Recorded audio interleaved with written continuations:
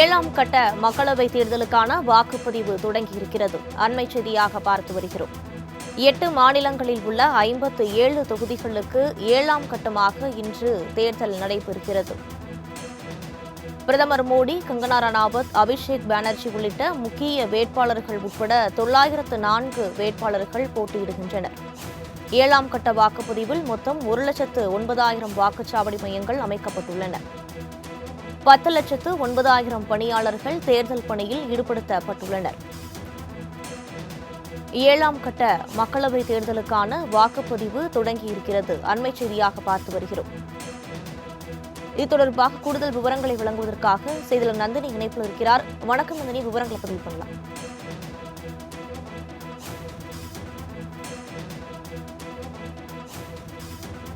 57 மக்களவை தொகுதிகளை உள்ளடக்கிய 8 மாநிலங்கள் மற்றும் யூனியன் பிரதேசங்களில் இந்த வாக்குப்பதிவானது தற்போது தொடங்கி நடைபெற்று வருகிறது. குறிப்பாக பீகார் மாநிலத்தில் 8 தொகுதிகளிலும், சத்தீஸ்கரில் 1 தொகுதியிலும், இமாச்சல பிரதேசத்தில் 4 தொகுதிகளிலும், ஜார்க்கண்டில் 3 தொகுதிகளிலும், ஒடிசாவில் 6 தொகுதிகளிலும், பஞ்சாப் மாநிலத்தில் 13 தொகுதிகளிலும், உத்தரப்பிரதேசத்தில் 13 தொகுதிகளிலும், மேற்கு வங்கத்தில் 9 தொகுதிகள் என மொத்தமாக 57 மக்களவை தொகுதிகளை உள்ளடக்கிய 8 மாநிலங்கள் மற்றும் யூனியன் பிரதேசங்களில் இந்த இறுதிக்கட்ட வாக்குப்பதிவானது தொடங்கி இருக்கிறது.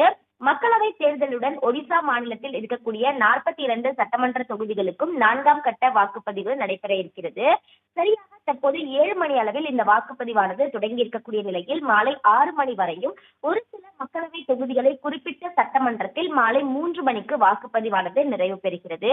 குறிப்பாக இந்த 7ஆம் கட்ட மற்றும் இறுதிக்கட்ட வாக்குப்பதிவிற்காக 1.09 லட்சம் வாக்குச்சாவடி மையங்கள் அமைக்கப்பட்டிருக்கிறது. 10.06 கோடி வாக்காளர்கள் வாக்களிக்கக்கூடிய 7ஆம் கட்ட வாக்குப்பதிவில் தேர்தல் பணிக்காக மட்டும் 10.9 லட்சம் பணியாளர்கள் ஈடுபடுத்தப்பட்டிருக்கிறார்கள்.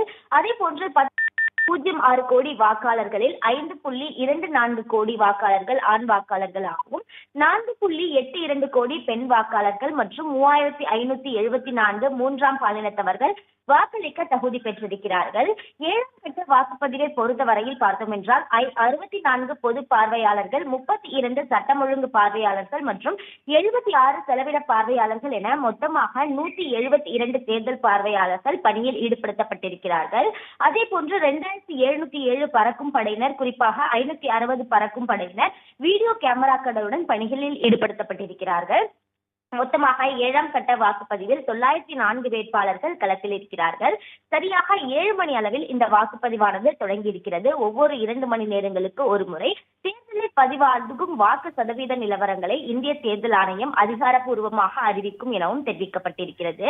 மேலும் வாக்குப்பதிவின் போது இலவச பொருட்கள் வழங்குவது மற்றும் பிரச்சாரத்தில் ஈடுபடுவது உள்ளிட்டவற்றை தடுக்க கூடுதல் தேர்தல் பணியாளர்கள் நியமனம் செய்யப்பட்டு கண்காணிப்புகளும் தீவிரப்படுத்தப்பட்டிருக்கிறது. குறிப்பாக இந்த வாக்குப்பதிவை பொறுத்தவரையில் முக்கிய வேட்பாளர்கள் போட்டியிடுகிறார்கள். 3வது முறையாக பிரதமர் நரேந்திர மோடி வாரணாசி தொகுதியில் தற்போது போட்டியிடுகிறார். எனவே முக்கிய வேட்பாளர்கள் போட்டியிடக்கூடிய இறுதிக்கட்ட வாக்குப்பதிவு என்பதால் மிகவும் விறுவிறுப்பாகவே தற்போது தொடங்கியிருக்கிறது. இன்றைய தினம் மாலை 6 மணியுடன் இந்த வாக்குப்பதிவானது நிறைவு பெறக்கூடிய நிலையில் ஜூன் 4ஆம் தேதி வாக்கு எண்ணிக்கையானது இந்தியா முழுவதும் நடைபெற இருக்கிறது. குறிப்பாக பார்த்தோம் என்றால் முதற்கட்ட வாக்குப்பதிவை பொறுத்தவரையில் ஏப்ரல் 19ஆம் தேதி தமிழகத்தில் ஒரே கட்டமாக நடைபெற்ற நிலையில் இன்றுடன் மக்களவை தேர்தலுக்கான வாக்குப்பதிவானது முழுமையாக நிறைவு பெறுகிறது. அந்த வகையில்தான் 57 மக்களவை தொகுதிகளை உள்ளடக்கிய 8 மாநிலங்கள் மற்றும் யூனியன் பிரதேசங்களில் 7ஆம் கட்ட மற்றும் இறுதிக்கட்ட வாக்குப்பதிவானது தற்போது விறுவிறுப்பாக தொடங்கியுள்ளது குறிப்பிடத்தக்கது.